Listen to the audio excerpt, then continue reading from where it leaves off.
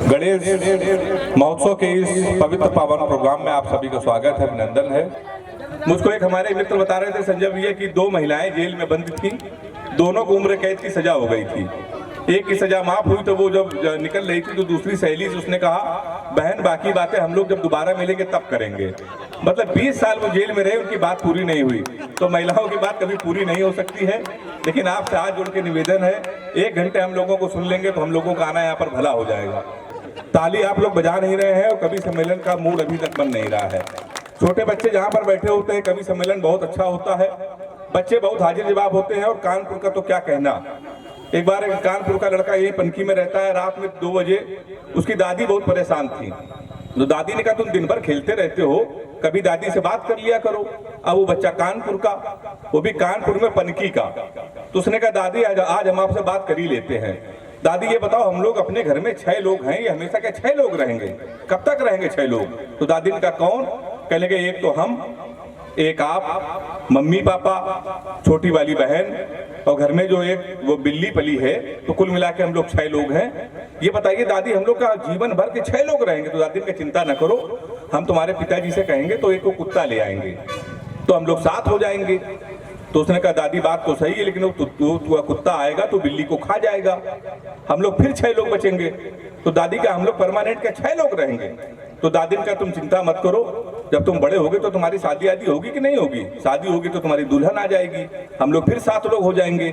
तो उसने कहा, दादी ये बात तो ठीक है, पर छोटी वाली बहन बड़ी हो जाएगी, इसकी शादी होगी, अपने घर चली जाएगी, हम लोग फिर 6 लोग बचेंगे। अब दादी ने ब्रह्मास्त्र लगाया। दादी ने कहा, जब तेरी शादी होगी तो तेरे बच्चा भी तो पैदा होगा। तो उसने कहा, दादी फिर आप मर जाओगी, तो हम लोग कब तक 6 लोग रहेंगे? ताली भी कमजोर है आपकी, जोरदार एक बार ताली बजा लीजिए।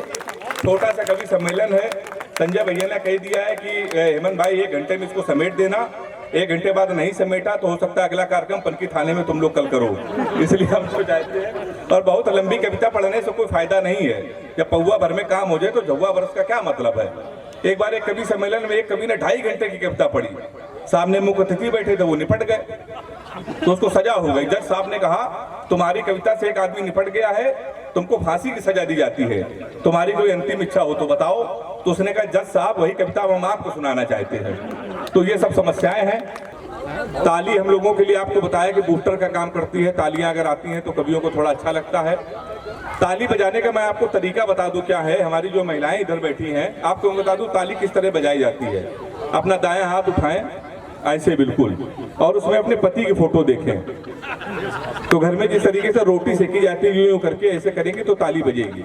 अब मैं पुरुषों के लिए बता दे रहा हूँ, वो भी अपना हाथ उठाएं और अपनी पत्नी की फोटो ना देखें, उस बिचौलियों को याद करें जिसने आपकी शादी कराई थी। तो आपकी बहुत अच्छा, ताली बजा दीजिए एक बार इसी स्टाइल में। कविता बहुत अच्छी पढ़ के गए हैं, बहुत बढ़िया कविता पढ़ के गया। धीरज सिंह चंदन हमारे चाचा बैठे हैं, ताली बजा रहे थे, तो बार बार ही चंदन कह रहा था कि वो चाचा बुजुर्ग चाचा बैठे हुए, उनको बुजुर्ग को कह रहे थे, मुझे खराब लग रहा था। भाई सबकी अपनी उम्र है, बुजुर्ग अगर हुए हैं तो हम लोगों की उम्र पार करके हुए, इतने उनको अनुभव है तभी तो बुजुर्ग हुए हैं वो। मैं 4 पंक्तियां सुना दे रहा हूँ संजय भैया, हमारे चाचा के लिए उन्होंने पढ़ी कि ऐसा न कर की बात बनाने लग जाएं। और चौथी पंक्ति में आपको लगे कि चाचा के लिए बिल्कुल अच्छा कह दिया हो, तो एक बार ये महसूस करा दीजिएगा, हम लोग बहुत भीड़ के कवि सम्मेलन में हैं, ताली हाथ उठा के बजा दीजिएगा। ऐसा नहीं, पहले सुन लीजिए। ऐसा न कर की बात बनाने लग जाएं, हम तेरे सर की कसम झूठ ही खाने लग जाएं, मैं अपनी जवानी के सुना दूं अगर किससे, पीछे जो लड़के बैठे हैं मेरे पैर दबाने लग जाएं। तो ऐसा होता है। चाचा को मैं प्रणाम करता हूँ, इस कवि सम्मेलन को आगे बढ़ाता हूँ। प्यार का कवि है, प्यार मोहब्बत की बातें कर रहा था। हालांकि योगी जी की सरकार जब से उत्तर प्रदेश में आई है, तब से प्यार करना बहुत कठिन हो गया है। पहले जब लड़कियां घर से निकलती थी तो उनकी मम्मी पापा चिंता करते थे कि कितनी देर कब आएगी। अब लड़के अगर 3-4 घंटे ना आ जाए तो पिताजी को डर लगता है, ऐसा तो नहीं कि किसी थाने में कुटाई हो रही हो, क्योंकि प्यार पर प्रतिबंध लग गया। मैं तो साफ बता दूं, हास्य कवियों में प्यार मोहब्बत से बहुत दूर रहता हूं। असल में हम लोग एक्टिंग करते हैं, लड़कियां ओवर एक्टिंग करती हैं। नहीं, मैं आपको उदाहरण बता दूं, लड़कियां 150 रुपए की सैंडल लाएंगी और पूरे खानदान में फोन करेंगे आज हमने शॉपिंग की है। हम लड़के 5000 की बियर पी जाएंगे और किसी को बताते तक नहीं है। एक बार आप जोरदार ताली बजा दीजिए आप लोग। और मेरा दावा है, किसी की हिम्मत हो तो प्यार करके दिखा देना। वो लव स्टोरी कुछ इस तरीके की है, जब हम 3 साल के थे तब वो पैदा हुई थी। हम कक्षा 2 में आए, वो KG में आई। हम 5 में आए, वो 4 में आई। हम हाई स्कूल में, वो 9th में आई। हम इंटर में आए, वो फर्स्ट ईयर में आई। फिर हम एसएससी की तैयारी करने लगे। उत्तर प्रदेश के लड़के इंटर के बाद एसएससी करते हैं, हम एसएससी की तैयारी करने लगे, फर्स्ट ईयर में आ गई। हम एसएससी की तैयारी कर रहे थे, वो इंटर में आ गई। क्या बात। हम एसएससी की तैयारी कर रहे थे, वो बीए में आ गई। हम एसएससी की तैयारी कर रहे थे, वो एमए में आ गई। हम एसएससी की तैयारी कर रहे थे, उसने बीएड कर लिया। हम एसएससी की तैयारी कर रहे, उसने एमएड कर लिया। हम एसएससी की तैयारी कर रहे, उसने एमफिल कर ली। हम एसएससी की तैयारी कर रहे, उसने पीएचडी कर ली। हम एसएससी की तैयारी के तो प्रोफेसर बन गई। शनिवार को उसकी शादी, इतवार को हमारा एसएससी का पेपर है। ताली जोरदार बजा दीजिए आप। तो आप बताइए हम लोग प्यार मोहब्बत साहब वो लोग बहुत भागते हैं। अच्छा, प्यार मोहब्बत तो छोड़िए संजय भैया, हम लोग हाथ कभी शादी बहुत मुश्किल में होती है। हमारे तमाम रिश्ते आए, पता चला लड़का हाथ कभी रिश्ते वहीं से लौट गए। एक रिश्ता हमारे आया तो लड़की की माँ ने हमारी माँ से पूछा, लड़का क्या करता है? हमारी माँ ने कहा कवि है। बोले उनके पिताजी क्या करते हैं? बोले वो भी कवि। बोले उनके पिताजी? बोले वो भी कवि। बोले के घर में कोई इंसान नहीं है। शादी लौट गई। 1 महीने बाद फिर एक रिश्ता आया। फिर लड़की के माँ ने पूछा, लड़का क्या करता? हमारी माँ ने कहा कवि। उन्होंने शादी मंजूर।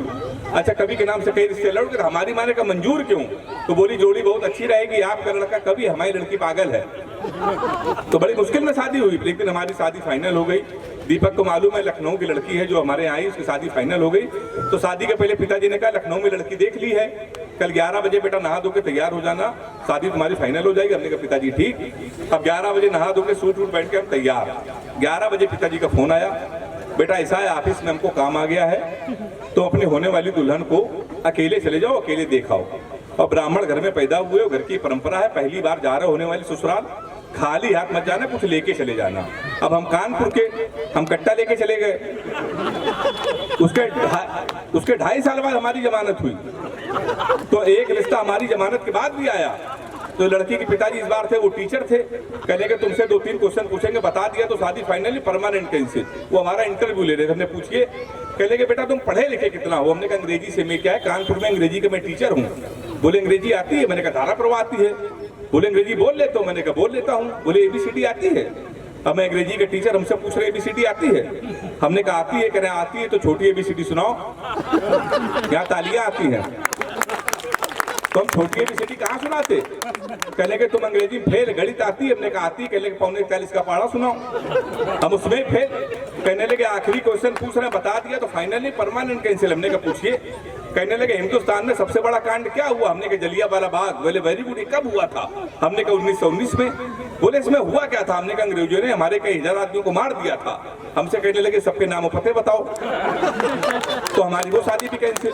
फिर एक दिन हमारी शादी हो गई, दीपक सिंह बैठे हैं, हमारी बारात आए थे, गवाह हैं। उस दिन भारत और पाकिस्तान का सेमीफाइनल मैच था, हमारी शादी थी। तो हमने पिताजी से कहा जब पाकिस्तान और भारत का मैच हो रहा, कोई घर से नहीं निकलता है, हमारी आप शादी कर रहे हो? नहीं माने कर दी। भारत और पाकिस्तान का सेमीफाइनल मैच, हमारी शादी। हमारे कुछ कानपुर के दोस्त हमारी बारात में डांस कर रहे थे, कान में मोबाइल लगा के भारत पाकिस्तान सेमीफाइनल में थी, कमेंट्री भी सुन रहे थे। दोनों का हम एक साथ कर, बारात में डांस कर रहे, कान में मोबाइल लगा कमेंट्री सुन रहे। हम दूल्हे के बेच में सजे थे, घोड़ी के ऊपर बैठे थे। जैसे बारात जब पहुंचने वाले थे, एक लड़का घूम के हमारी तरफ चिल्लाया, बोला छक्का। हम डर गए साहब। हमने कहा कहाँ छक्का? तो कहने लगा विराट कोहली ने मारा है। तो हमने कहा कोहली ने मारा तो हमारी तरफ क्यों देख रहे हो?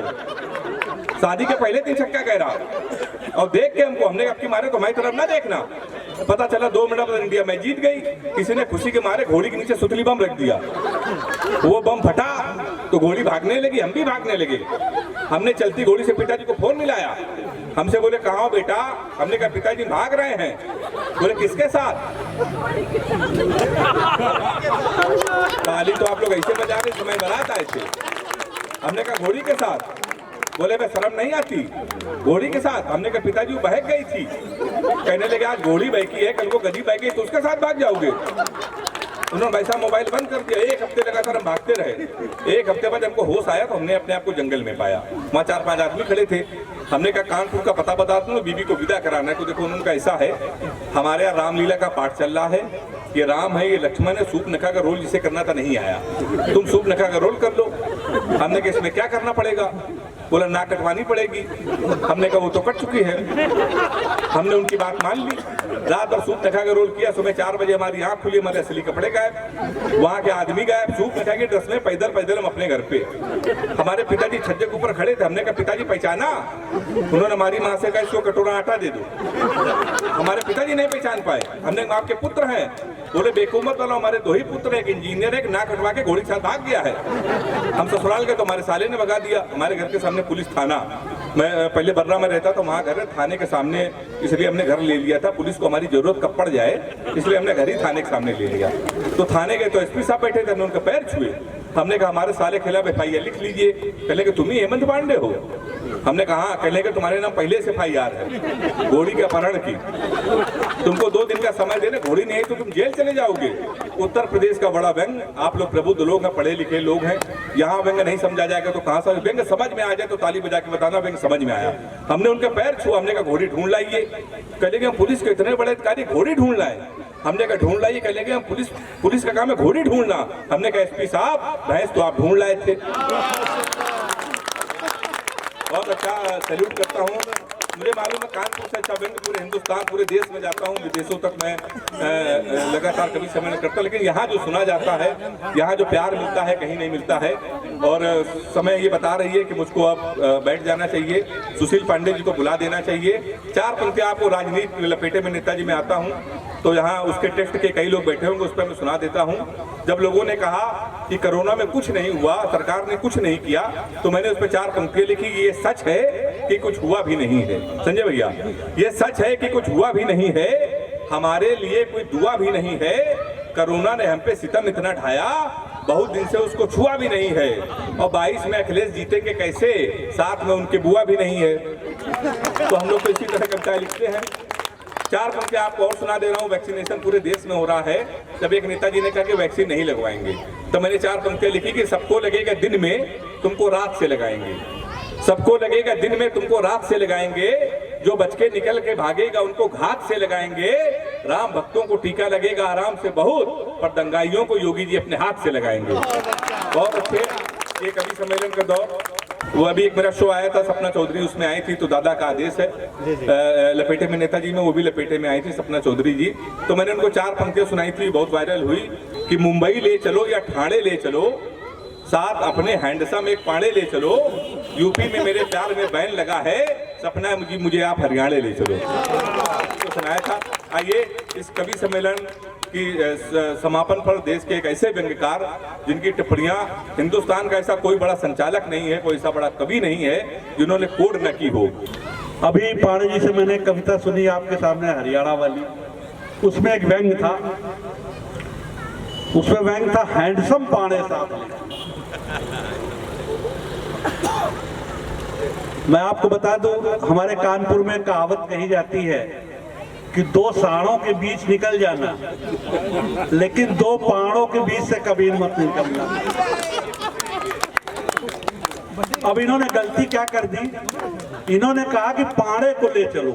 अगर ये कह देते कि पाड़ों को ले चलो तो पक्का इनको ले जाते। अगर आपको समझ में आई हो तो ताली बजा। देखिए, व्यंग वो नहीं है जो हम लोग करते हैं, व्यंग वो है जो आप समझते हैं। बड़े हस्ताक्षर श्री हेमंत पांडे जी को आप सुनिए। देश विदेश में जाना या टीवी चैनलों में आना ठीक है, अलग बात है।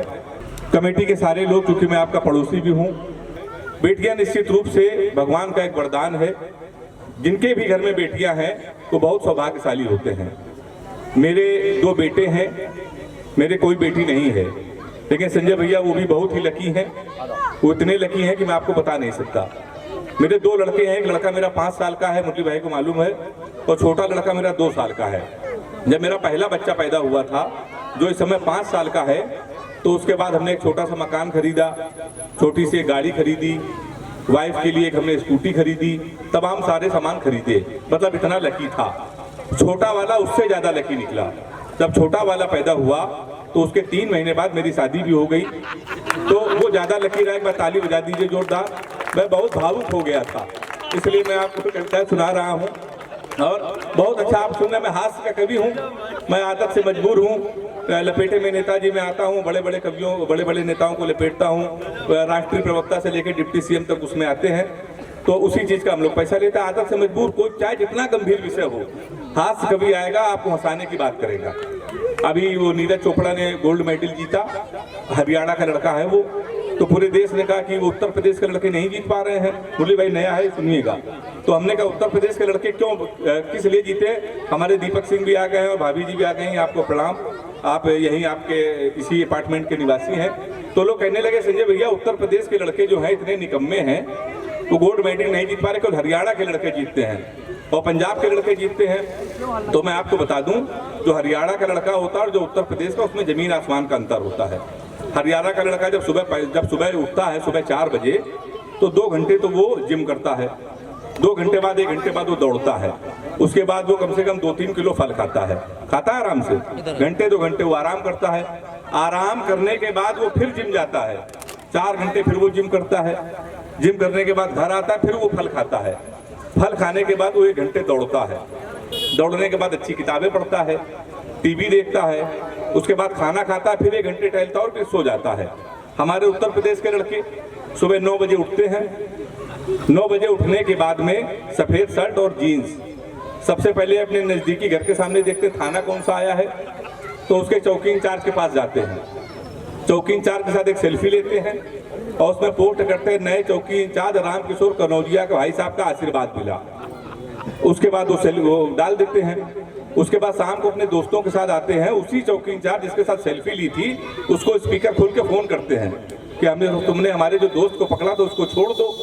तो शाम को वही चौकी इंचार्ज मारते मारते उसको बंद कर देता है। फिर वो 3 दिन बाद छूट के आता है, छूट के आने के बाद वो सेकेंड हैंड स्कॉर्पियो लेता है। उसके बाद वो जिला पंचायत का चुनाव लड़ता है। उसके बाद पूरे मोहल्ले में कहीं क्रिकेट का टूर्नामेंट होता है तो उद्घाटन करने जाता है।